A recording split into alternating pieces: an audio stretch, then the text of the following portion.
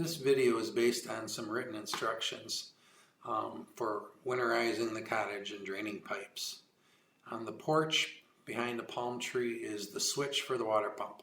We're going to switch it off for the rest of this year. Then you might want to put a sign on it to say that not to turn it on until spring. Then open up the sink faucets. In the bathroom, there's a trap floor door.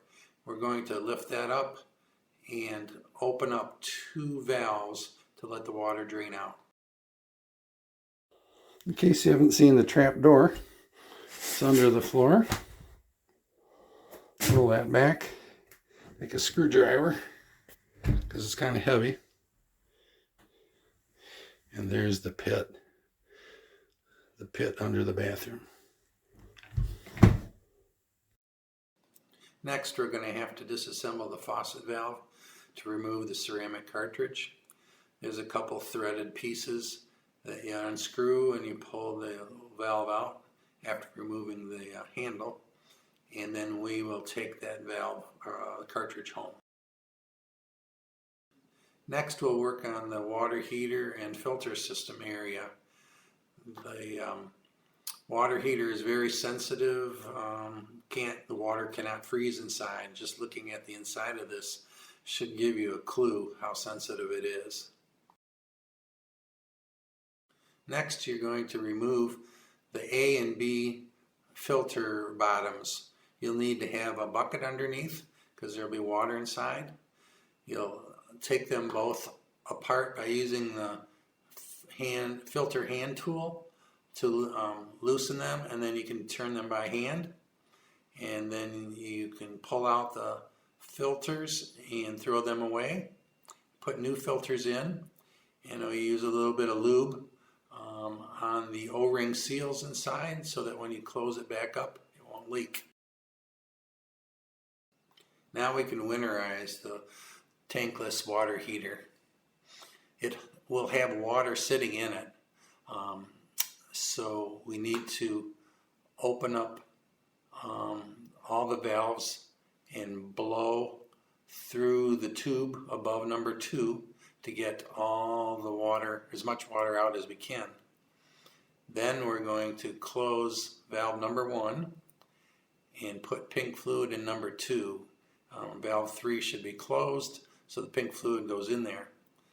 Then we can open 3 and then close it again, and put a little more pink fluid in to make sure that that tankless water heater is full of pink antifreeze.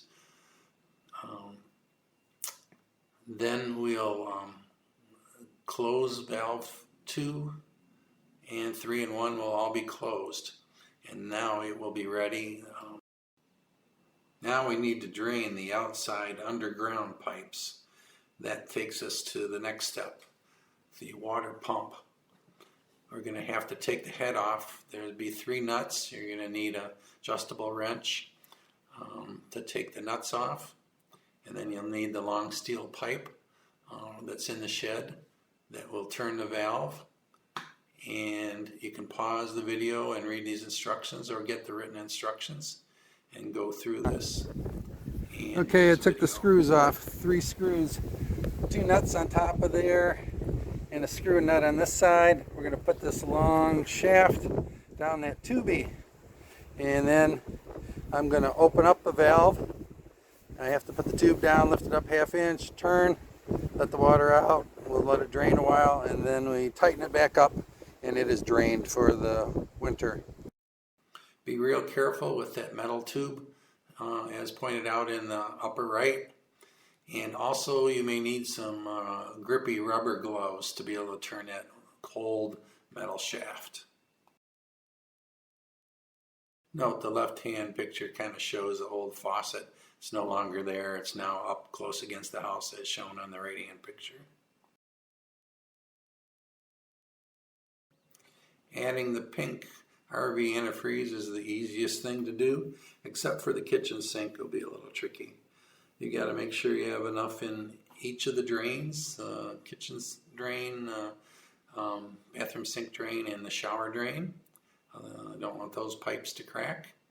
and then we're going to show you the kitchen. Okay, because the kitchen sink has a loop hose underneath the sink, we disassemble the hose and kind of let that water drain into a bucket